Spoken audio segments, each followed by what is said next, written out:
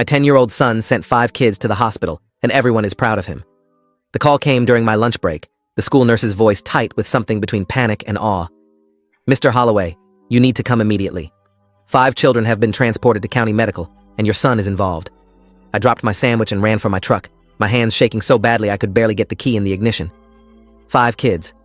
My son Caleb was 10 years old, skinny for his age, the kind of kid who still slept with a nightlight and cried during animal rescue videos. Whatever had happened couldn't possibly be what my mind was conjuring as I violated every speed limit between my office and Riverside Elementary. The parking lot was chaos. 3 ambulances still sat with open doors, paramedics loading equipment while parents screamed questions at school staff.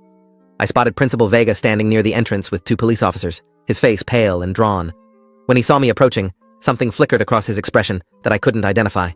Not anger or accusation, but something closer to stunned bewilderment. He directed me inside without speaking, and I followed the officer through hallways lined with confused students being herded back to classrooms by overwhelmed teachers trying to maintain order. The nurse's office smelled like antiseptic and fear. Caleb sat on the examination table with a blanket wrapped around his shoulders, despite the room being warm. His glasses were cracked, one lens completely shattered, and his right hand was wrapped in gauze, showing spots of blood seeping through. He looked up when I entered, and I saw something in his eyes that made my stomach drop. Not fear or guilt, but a kind of grim satisfaction that belonged on the face of someone much older. Someone who'd made a choice they knew would cost them everything, but had made it anyway. I knelt in front of him and asked if he was okay, my voice coming out steadier than I felt. He nodded slowly and told me he thought so, that his hand hurt, but nothing else did. The nurse, Mrs. Kapoor, pulled me aside and explained in a low voice that Caleb had injured 5 students, 1 critically, in what she was calling an incident on the playground. She said the details were unclear, but that Caleb had been defending himself and possibly others.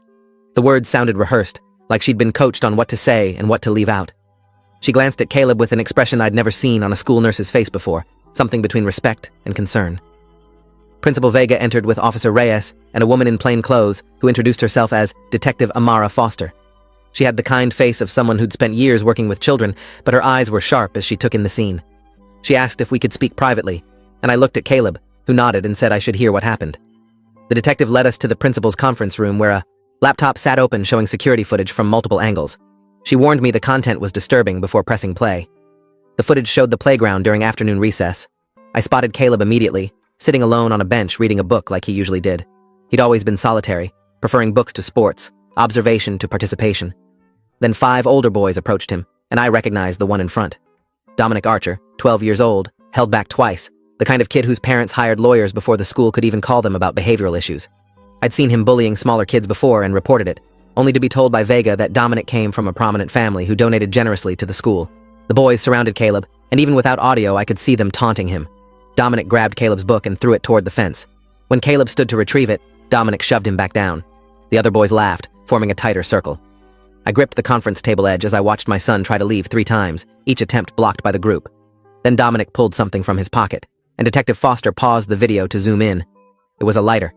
Dominic was flicking it open and closed, bringing the flame close to Caleb's face while the other boys held him in place. My vision tunneled as Foster resumed the footage. Caleb's body language changed completely in the next frame. He stopped trying to leave and went perfectly still, and I recognized that stillness from somewhere deep in my own childhood. That moment when fear transforms into decision, when you understand that surviving means fighting. What happened next unfolded so fast that Foster had to slow the playback to quarter speed. Caleb grabbed Dominic's wrist, twisted it in a way that made me wince, and sent the lighter flying. Then he moved. I'd never seen my son move like that. He wasn't wild or panicked, he was precise. He drove his palm into Dominic's nose with enough force that I saw blood spray across the frame.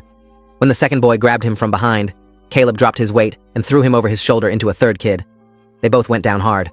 The 4th boy swung at Caleb's head, but my son ducked and swept his legs, sending him crashing into the bench. The 5th boy started running, but Caleb caught him and drove his knee into the kid's stomach, doubling him over. The whole thing lasted maybe 15 seconds. When it was over, Dominic was on the ground holding his face. 2 boys were tangled together groaning, one was curled around his stomach vomiting, and the last was limping away clutching his leg. Caleb stood in the center of the carnage looking at his bleeding knuckles like he didn't recognize his own hands. Then he walked calmly to where his book had landed, picked it up, and sat back down on the bench to continue reading. He was still sitting there when teachers finally arrived, drawn by the screaming.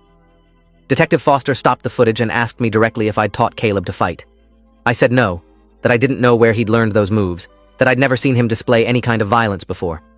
She pulled out a notepad and told me something that made my world tilt. Caleb's techniques were consistent with Krav Maga, an Israeli self-defense system used by military and law enforcement. Someone had trained him extensively, and that training showed discipline and control that didn't match the profile of a violent child. She asked again where Caleb might have learned those skills. I thought about the past 6 months, about Caleb's after-school activities. He'd been attending what I thought were art classes at the community center 3 days a week. His mother had enrolled him before she died 8 months ago, and I'd kept him going because it seemed to help with his grief. But I'd never actually been inside, just dropped him off and picked him up. I told Detective Foster this, and she made a note while exchanging a glance with Principal Vega that suggested they already suspected something. We went back to the nurse's office where Caleb waited. I asked him directly about the art classes, and he looked at me with those 2 old eyes and said they weren't art classes. They were self-defense training. Mom had signed him up after she got sick, after she knew she wouldn't be around to protect him anymore. She'd made him promise not to tell me because she knew I'd object, knew I'd say 10 years old was too young for that kind of training. Caleb's voice cracked when he explained that Mom had told him some people wouldn't fight fair, and he needed to know how to protect himself when nobody else could. The instructor's name was Elijah Soto, a former Israeli Defense Forces combat instructor who ran a small studio in the community center's basement. Detective Foster looked him up on her phone and showed me his website. The studio specialized in teaching vulnerable populations, children with disabilities, victims of abuse, anyone who needed real defense skills rather than sport martial arts. Foster said she'd need to interview Soto, but from the footage, he'd trained Caleb exactly as advertised. Those weren't aggressive techniques. They were designed to neutralize threats efficiently and escape. Principal Vega cleared his throat and explained why 5 children were in the hospital. Dominic Archer had a broken nose and fractured orbital bone that required surgery. 2 boys had concussions from hitting the ground. 1 had a dislocated shoulder. The 5th had fractured ribs from Caleb's knee strike. Vega's voice was carefully neutral as he listed these injuries, but I caught the edge of something else underneath. He said the school board was meeting an emergency session to determine Caleb's consequences. That assault of this severity typically meant expulsion and criminal charges regardless of provocation. I felt my own rage building then. I asked Vega if he was seriously considering expelling my son for defending himself from 5 boys, 1 armed with a lighter, after Vega's own administration had ignored my reports about Dominic's bullying for 2 years. The principal's professional mask cracked slightly, and he admitted that Dominic's parents were already threatening legal action against the school and our family. Gerald and Patricia Archer were both corporate attorneys who'd made it clear they'd bury us in lawsuits unless Caleb faced consequences. Vega looked exhausted as he explained the political reality, that sometimes doing the right thing wasn't possible when money and power aligned against you. Detective Foster interrupted to say that while she understood the school's position, the footage showed clear self-defense and defense of others. Under state law, Caleb had the right to use reasonable force to protect himself from imminent harm. She'd be recommending no criminal charges, but that didn't prevent civil liability or school discipline. She looked at me with something like sympathy and said I should lawyer up immediately.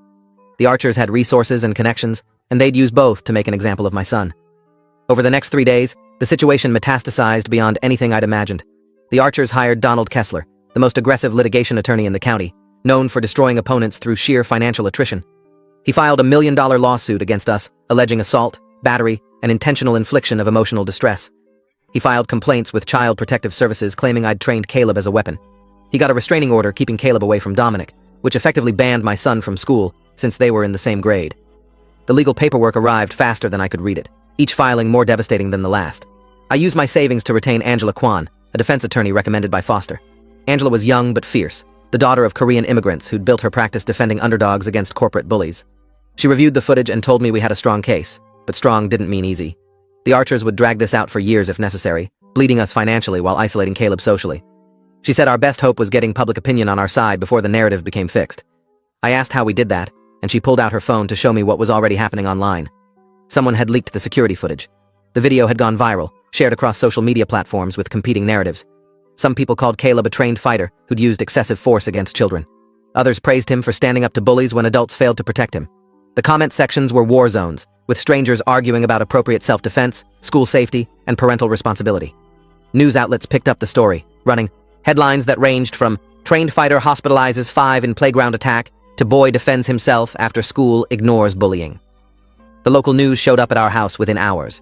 I refused to comment on advice from Angela, but that didn't stop them from running stories.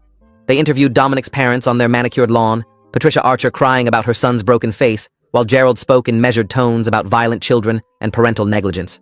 They looked like victims, polished and sympathetic, while I was just a grieving widower who couldn't afford their level of media coaching. The narrative was forming exactly as Angela had feared, with the Archers controlling the story through superior resources. Then something unexpected happened. Parents started coming forward, not just from Riverside Elementary, but from Dominic's previous school and the private academy he'd attended before that. They brought stories of bullying, harassment, and violence that had been swept under administrative rugs by families too scared or too exhausted to fight the Archer family's legal threats. A mother named Veronica Russo spoke on camera about her son's broken arm, attributed to a fall, but actually inflicted by Dominic during a confrontation the school had covered up. She'd been too intimidated to press charges then, but watching Caleb's video had given her courage to speak truth. More families emerged. A father described his daughter's therapy bills after Dominic's systematic psychological torment drove her to self-harm. Another mother showed medical records from her son's concussion that the school claimed was accidental. A pattern emerged of Dominic targeting vulnerable children, using his family's position to avoid consequences while administrators looked away. The Archers had donated over $200,000 to the school district in the past 5 years, enough to influence policy and silence complaints. Dominic had learned early that money could buy immunity from accountability. Principal Vega was forced to address these allegations in a press conference that went poorly. He stammered through prepared statements about taking all complaints seriously, while admitting under questioning that multiple reports about Dominic had been filed and dismissed. A reporter asked directly if the Archers' donations had influenced administrative decisions, and Vega's pause before denying it told the real story. The school board announced an investigation into the handling of bullying complaints, but the damage to their credibility was done. Elijah Soto agreed to be interviewed by local news, and his appearance changed the narrative completely. He was composed and articulate, explaining his mission to teach self-defense to children who faced violence in environments that should protect them. He described Caleb as a dedicated student who'd trained 3 times weekly for 5 months, learning techniques specifically designed for smaller people to defeat larger attackers. Soto emphasized that every lesson included de-escalation training, that his students learned when not to fight before learning how to fight. He'd reviewed the footage and concluded that Caleb had done exactly what he'd been taught: avoid, escape, and only engage as a last resort when facing imminent danger. Soto revealed something I hadn't known. My wife Sarah had paid for an entire year of lessons up front, along with a letter explaining why Caleb needed these skills. Soto shared portions of the letter on camera with my permission. Sarah had written about her terminal diagnosis, about her fears for Caleb's safety after she was gone, about noticing Dominic targeting her son and knowing the school wouldn't protect him. She'd researched Soto's program for months before enrolling Caleb, specifically seeking training that emphasized defense over aggression. Her final words in the letter were that she couldn't shield Caleb forever, but she could give him the tools to shield himself. The letter went viral. Sarah's foresight from beyond the grave became the emotional core of the story, a dying mother's last act of love for a vulnerable son. Public opinion shifted dramatically overnight. The Archers found themselves facing hostile crowds outside their home, people holding signs with Dominic's victims' names and demanding accountability. Patricia Archer made the mistake of speaking to a reporter without legal counsel present, dismissing the other family's stories as exaggerations and suggesting that Sarah had weaponized her son. That soundbite destroyed what remained of their public sympathy. The school board's emergency meeting about Caleb's expulsion became a public referendum on systemic failure. Over 300 people packed the auditorium, most wearing blue shirts that said, "Protect our kids," in solidarity with Caleb. Parent after parent spoke during public comment, detailing how the administration had failed to address bullying while protecting wealthy donors. Teachers broke ranks to admit they'd been instructed not to document incidents involving Dominic. A school counselor resigned during the meeting, citing moral conflict with policies that prioritized donations over student safety. When it was my turn to speak, I brought the hospital report from Caleb's visit after the incident. The doctor had documented defensive wounds, bruising on Caleb's arms consistent with being grabbed and held, burn marks on his forearm from where the lighter had made contact before he'd disarmed Dominic. Evidence that my son had been tortured, not just threatened, in the seconds before he'd fought back. I held up enlarged photos of these injuries and asked the board directly whether they believed a 10-year-old boy should have submitted to being burned rather than defending himself. The board voted unanimously not to expel Caleb. They placed him on administrative leave pending completion of the investigation, but acknowledged that preliminary findings supported his account of self-defense. Principal Vega announced his resignation effective immediately, accepting responsibility for systemic failures during his tenure. The district superintendent committed to implementing new anti-bullying protocols and mandatory reporting procedures.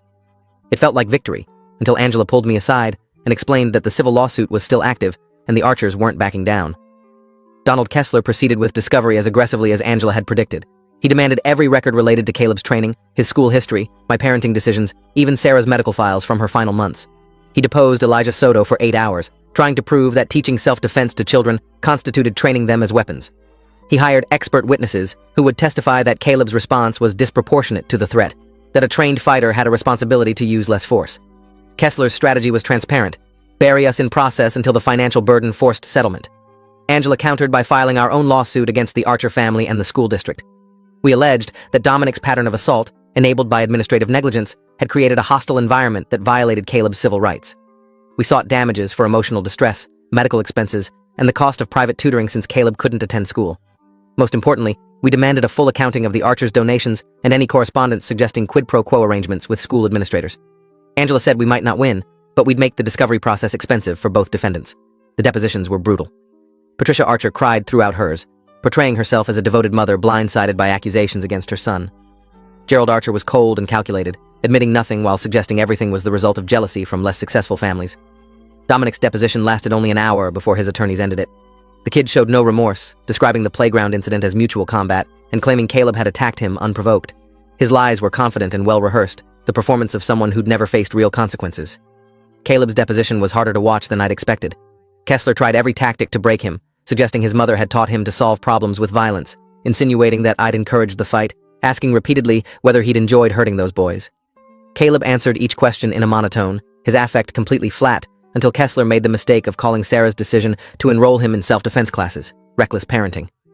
My son looked directly at the attorney and said in a clear voice that his mom had saved his life, that without her foresight, he'd have been burned and beaten while adults debated liability. The raw truth of it silenced even Kessler for a moment. The turning point came from an unexpected source. One of the boys Caleb had fought, Kenneth DuPont, told his parents he wanted to change his story. Kenneth was 11 and had been following Dominic's lead for years, too scared to refuse and too weak to object. After spending a week in the hospital with a concussion, he'd had time to think about the person he was becoming. His parents contacted Angela and arranged a meeting where Kenneth admitted everything. Dominic had planned the attack specifically to humiliate Caleb, had brought the lighter with intention to burn him, had promised the other boys protection from consequences because his parents always fixed things. Kenneth's testimony was devastating to the Archers' case. He described previous incidents where Dominic had hurt other kids and his parents had paid off families to avoid charges. He named specific administrators who'd taken money to bury complaints. He revealed that Dominic kept trophies from his victims, items stolen during attacks that he displayed in his bedroom like a hunter's collection. Kenneth's parents corroborated his story and agreed to testify despite knowing the Archers would retaliate. They said their son's conscience was worth more than their comfort. 2 more boys came forward after Kenneth, each telling similar stories of coercion and cover-ups. The Archers' legal position crumbled as the conspiracy they'd built over years unraveled in sworn testimony. Kessler tried to discredit the boys as coached witnesses, but their accounts were too detailed and consistent. Angela filed for summary judgment, arguing that no reasonable jury could find Caleb liable when 5 conspirators had planned and executed an assault with a weapon. The judge agreed, dismissing the Archers' lawsuit with prejudice and awarding us attorneys' fees. The criminal investigation that followed targeted the Archers and several school administrators. Dominic, as a juvenile, faced charges in family court for assault with a weapon. His parents faced conspiracy charges for their role in covering up his pattern of violence. Principal Vega and 2 board members were charged with accepting bribes to influence official actions. The superintendent resigned under pressure, and the entire district administration was placed under state supervision. What had started as one boy's self-defense had exposed institutional corruption that had flourished for years. The trial became national news. Court TV covered it live, and legal analysts debated parental liability for children's violence and institutional responsibility for enabled abuse. The prosecution presented overwhelming evidence of the conspiracy, including emails between Patricia Archer and administrators discussing specific payments tied to specific incidents. Text messages between Dominic and his victims showed premeditation and sadism. The lighter he'd used was introduced as evidence, still containing his fingerprints and trace amounts of Caleb's DNA from where the flame had touched his skin. Dominic was convicted of aggravated assault and sentenced to juvenile detention until age 18, followed by intensive probation and mandatory therapy. His parents were convicted of conspiracy and obstruction, receiving suspended sentences contingent on community service and restitution to victims. Principal Vega pleaded guilty to bribery and lost his education license permanently. The board members who'd accepted payments resigned in disgrace. The district settled our civil suit for $300,000, which we placed in trust for Caleb's future education. The publicity had unexpected consequences. Elijah Soto's studio became overwhelmed with enrollment requests from parents who wanted their children trained in practical self-defense. He hired 3 additional instructors to handle demand and opened a second location. He invited Caleb to train for free for life and asked permission to use the story in promotional materials. Soto said Caleb represented everything the program was meant to accomplish, a vulnerable child given tools to protect himself, who used those tools responsibly only when necessary. Other self-defense instructors reached out wanting to study Caleb's case. They said the footage had become a teaching tool for demonstrating appropriate force in asymmetric conflicts. University researchers requested interviews to study the psychology of trained children facing violence. A book publisher offered a contract for our story. All of it felt surreal. This attention for something that should never have happened. Fame for surviving what should have been prevented. Caleb struggled with the aftermath in ways I hadn't anticipated. He'd been celebrated for violence, even though the violence itself had traumatized him. He had nightmares about the fight, woke up crying about whether he'd hurt those boys too badly. The therapist explained that Caleb's training had created a disconnect between capability and willingness, that knowing how to hurt people didn't make hurting them easier emotionally. She said his nightmares were actually healthy, evidence that he hadn't become desensitized to violence despite being forced to use it. We spent months in family therapy, processing Sarah's death and Caleb's fight as intertwined traumas. I realized I'd been so focused on practical survival after losing my wife that I'd missed Caleb's emotional drowning. He'd been training for violence while grieving his mother, learning to fight while learning to be alone. The self-defense skills had saved him physically, but isolated him emotionally, creating a barrier between him and peers who couldn't understand what he'd experienced. The therapist helped us build new connections, find communities where Caleb's experience was understood rather than sensationalized. The other families who'd lost children to Dominic's violence reached out, and we formed an informal support network. Monthly meetings, where parents shared stories and kids connected with others who understood bullying's long shadow. Kenneth DuPont became Caleb's unexpected friend, the two boys bonding over their shared experience from opposite sides. Kenneth's parents thanked me repeatedly for Caleb's actions, saying their son had been saved from becoming what Dominic had tried to make him. The irony wasn't lost on anyone that violence had created this community of healing. A year after the incident, Riverside Elementary invited Caleb back with new administration and reformed policies. The school had implemented mandatory anti-bullying training for all staff, created anonymous reporting systems monitored by outside advocates, and established a victims fund for families affected by previous administrative failures. They asked Caleb to speak at an assembly about his experience, and he initially refused before the therapist suggested it might provide closure. I left the decision to him, and after a week of consideration, he agreed. The assembly was packed with students, parents, and media. Caleb stood at the podium looking small behind the microphone, his cracked glasses now replaced but his hands still showing faint scars from that day. He read from prepared remarks, his voice steady, as he explained that he didn't want to be famous for fighting, didn't want other kids to think violence was cool or necessary. He said his mom had given him self-defense training as a last resort, insurance for the worst-case scenario she'd hoped would never happen. He wished adults had protected him, so he didn't have to protect himself. Caleb looked directly at the students and said something that made the room go silent. He explained that beating up 5 kids hadn't made him feel strong, it had made him feel terrified and alone. That knowing you're capable of hurting people is a burden, not a power. That every night he wished he could have walked away, wished teachers had been watching, wished Dominic had chosen differently.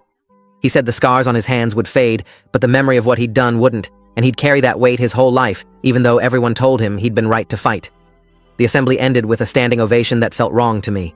These people were applauding my son's trauma, celebrating his forced maturity, turning his survival into inspiration. But when I looked at Caleb's face, I saw something else. Not pride or satisfaction, but relief that he'd been heard, that someone had finally acknowledged the cost of what he'd survived, instead of just praising the outcome. That validation seemed to matter more to him than any legal victory or public support. We left Riverside Elementary that day and never went back. Caleb transferred to a small private school with strict anti-bullying policies and a student body small enough that every kid was known and monitored. He continued training with Elijah Soto, but focused on forms and discipline rather than combat. Application. He joined the school's debate team and discovered he was good at arguing positions with words instead of fists. Slowly, carefully, he began building a new identity around something other than that 15 seconds of violence. The legal settlements paid for therapy and private school tuition, but more importantly, they funded a foundation Sarah had mentioned wanting to create before she died. The Protect and Empower Foundation provided free self-defense training for at-risk children and advocacy for bullying victims. Angela Kwan sat on the board, as did Elijah Soto, Veronica Russo, and Kenneth DuPont's parents. We awarded grants to schools implementing evidence-based anti-bullying programs and hired attorneys to represent families too intimidated or too poor to fight back against institutional failures. Dominic Archer was released from juvenile detention after 3 years of intense therapy and restorative justice programming. Part of his release conditions included writing apology letters to each of his victims and meeting with them if they agreed. Caleb declined the meeting, but read the letter Dominic sent. It was long and detailed, acknowledging specific incidents and accepting responsibility without excuses. Caleb never responded, but he kept the letter in his desk drawer. When I asked why, he said it reminded him that people could change, that the boy he'd fought wasn't the same person anymore, that maybe the system had worked after all, just not in the way anyone expected. Years later, when Caleb was 16 and applying to colleges, he wrote his admissions essay about that day. Not about the fight itself, but about his mother's final gift and the burden of being trained to survive violence. He wrote about learning that strength wasn't measured in fights won, but in fights avoided, that real courage meant living with the consequences of necessary actions rather than celebrating them. He submitted the essay to his top choice, a school known for social justice advocacy and conflict resolution programs. They accepted him with a full scholarship and a note from admissions saying his perspective on violence and protection was exactly what they needed in future leaders. The day we dropped Caleb off at college, we visited Sarah's grave for the first time in months. I told her out loud that her plan had worked, that Caleb had survived and thrived despite everything, that the self-defense training she'd bought had saved him that day, but her real gift had been teaching him that survival wasn't enough, that he needed to build a life worth protecting. Caleb stood beside me and said simply that he wished she could see who he'd become, that the scared kid she'd worried about had found his courage not in fighting, but in choosing when not to fight. 10 years after that playground incident, I received a message from Kenneth DuPont. He'd become a social worker specializing in juvenile intervention, working with kids who'd been bullies or victims, to break cycles before they became permanent. He said Caleb's willingness to forgive him, to see past that day to who Kenneth could become, had changed his life's trajectory completely. He wanted Caleb to know that the 5 kids who'd gone to the hospital that day had all become better people because of what happened, that sometimes the most violent moments plant seeds for the most profound growth. Caleb read Kenneth's message and smiled for the first time in days. He'd been stressed about his graduate school applications, worried that his past would define his future. But Kenneth's words reminded him that the past wasn't a cage, it was context. That the boy who'd fought 5 attackers at 10 had become a man who dedicated his life to preventing fights, and that transformation was what mattered. Not the viral video or the lawsuits or the fame, but the choice to turn trauma into purpose, survival into service, and violence into advocacy for peace. Thanks for watching till the end. Make sure to subscribe and like to not miss the next story.